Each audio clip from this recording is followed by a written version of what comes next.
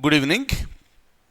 In the month of October and November, there is going to be assembly elections in Bihar.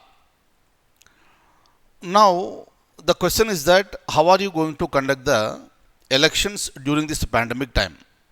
So, this is a big issue now. There is no doubt that the government and election commission will take every measure. But another important decision has been taken by election commission today that the people who are above the age of 65, the people who are above the age of 65 can exercise postal ballot. This is a big relief for the people who are above 65 and who are considered to be the senior citizens. Earlier also this facility was available for the people who are above 80. Now it has been reduced to 65 and maybe that may be further reduced. That all depends on the intensity of COVID-19. And since the situation is very serious and dangerous, the election commission took this decision. And what type of measures, safety measures are going to be implemented, and how exactly the people will follow all those, that we need to wait and watch.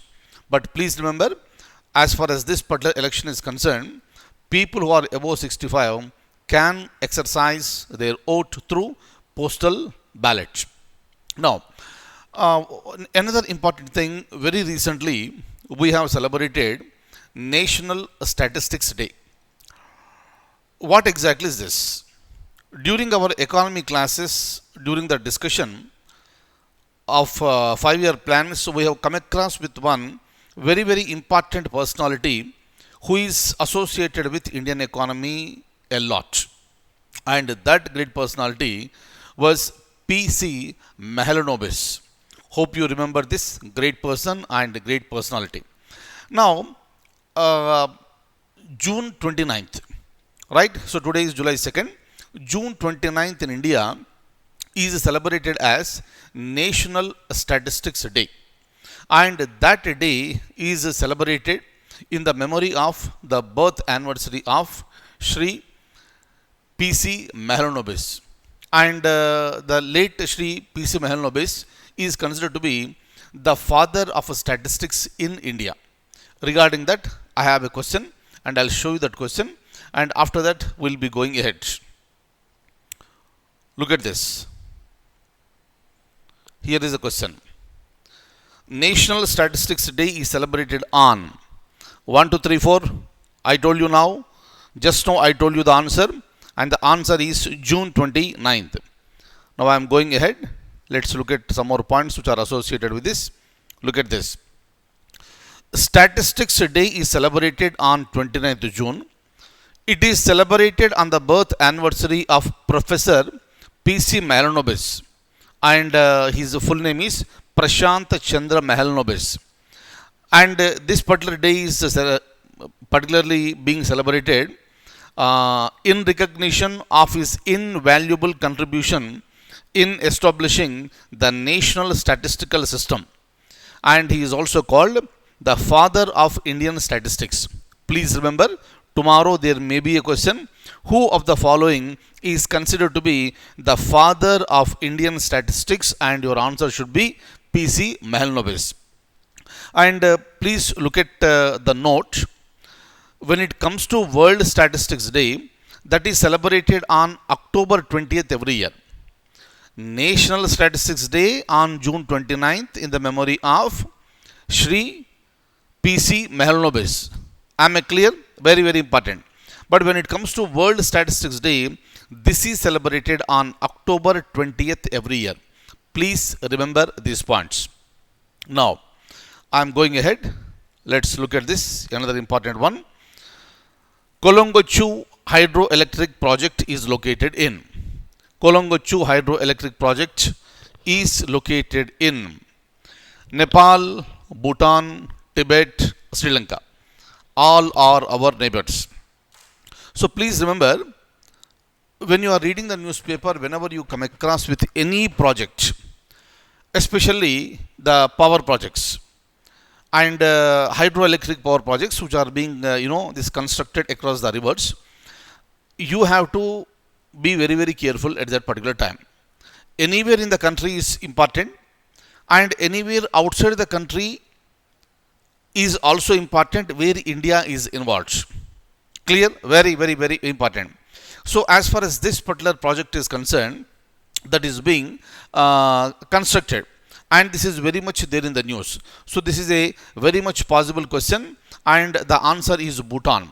So, this is the joint venture between India and Bhutan, right? Now, look at this. Look at this.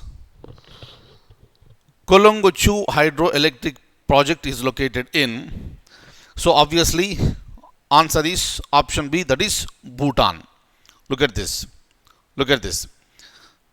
A concession agreement for the 600 megawatt Kolongochu Indo-Bhutan joint venture hydroelectric project was signed recently, paving the way for the commencement of its construction and other related works.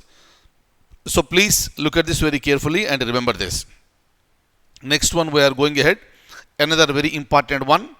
This is part of Atmanirbhar Bharat. Which of the following has launched PMFME scheme? PM stands for Pradhana Mantri. FME stands for Formalization of Micro Food Processing Enterprises. So Prime Minister's formalization of micro food processing enterprises has been launched by the Ministry of Food Processing. Please remember this. So answer is option B. Look at this.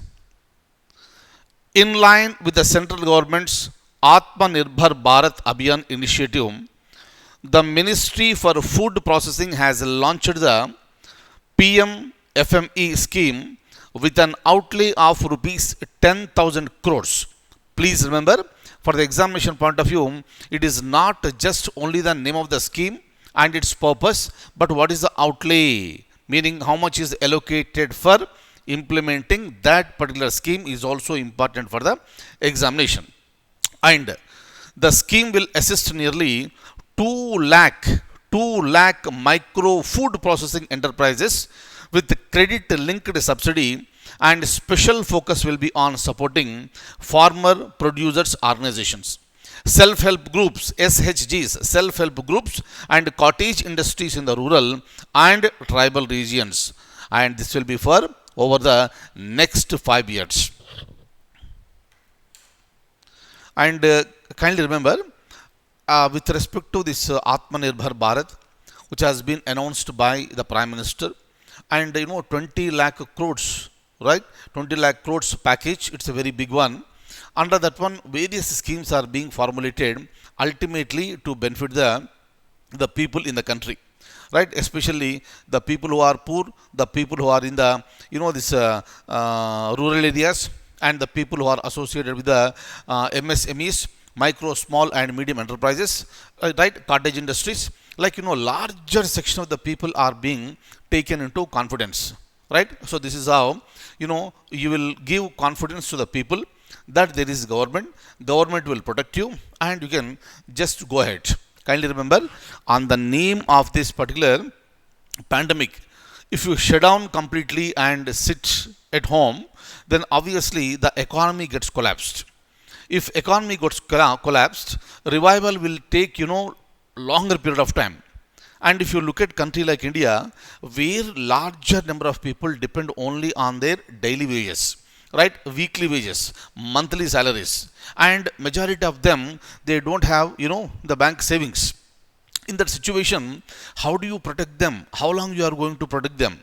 That is the reason why government comes out with such type of programs. Fine.